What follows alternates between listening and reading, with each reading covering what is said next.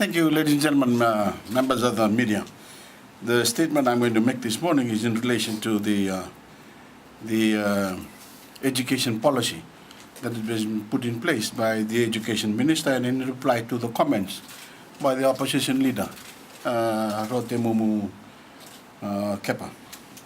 And I want to say that the reported comments by the opposition leader in yesterday's Fiji Times about the government's plan to open up its schools to rural and maritime students display an astonishing ignorance and confirm her unfitness for higher office.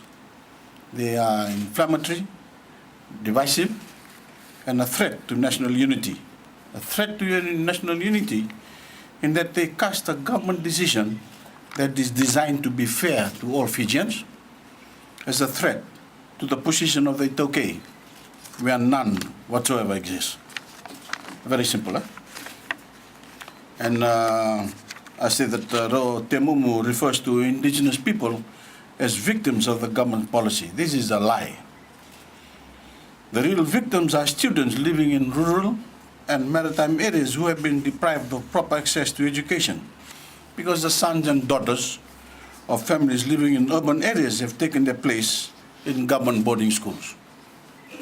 The vast majority of these students from urban areas, many of them children of civil servants, those who work at managerial level in the private sector and statutory authorities and in the professions, are readily capable of attending a variety of schools as day scholars, whereas those from rural and maritime areas come from families who have no choice but to send their children to boarding school because other options are simply not available. However, these people have often been excluded because the available positions have been taken up by students who could have been sent to other schools.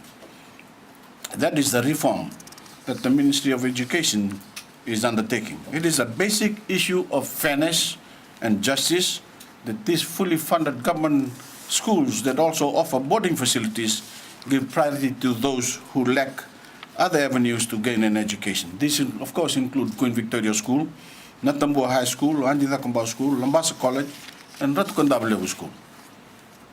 Our policy has been determined purely on the basis of need, and it is highly irresponsible for Voreqe Kepa to cast it in any other light.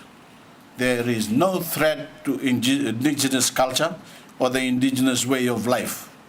On the contrary, many indigenous children who have been disadvantaged by the policies of previous governments will now be given an important opportunity for the first time. More places in our boarding schools are being freed up for rural and maritime students, whether they come from Laos, they come from Kandavu, Lomoivitu, Rutuma, the interior of the Big Islands, or any other more isolated part of Fiji. So this is a huge assistance and leg up for students in those areas and their families, who can now be rest assured that they will have the same opportunities as any other Fijian to get on in life. Voreqe needs to answer a very basic question, and that is, what did she do to open up places in government boarding schools for rural and maritime students when she was Minister for Education in the Ngarese government? The truth is that in this and in so many other instances, Voreqe has acted against the interests of ordinary people by preserving and defending the privileges of the elite.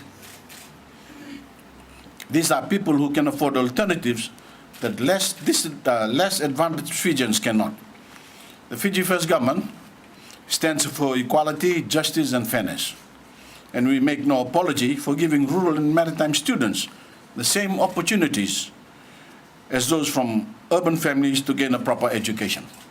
It is the cornerstone of our philosophy as a government that every Fijian be given the same opportunity in life, irrespective of who they are or where they come from. I'm especially concerned about the manner in which Voreqe Kepa has chosen to cast his new policy in blatantly ethnic terms. She's talking about the tambu. The real tambu in Fiji should be not to attempt to spread alarm based on false information and try to create division for political purposes. There is no ethnic dimension to this issue at all. It is the most basic test of leadership in the Fijian context, and Rote Momo has failed it.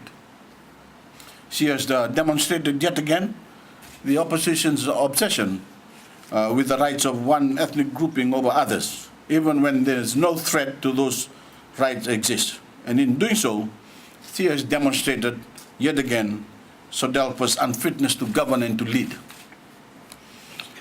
I think I should make a comment about the Fiji Times. The Fiji Times also stands condemned for yet another grossly irresponsible piece of journalism.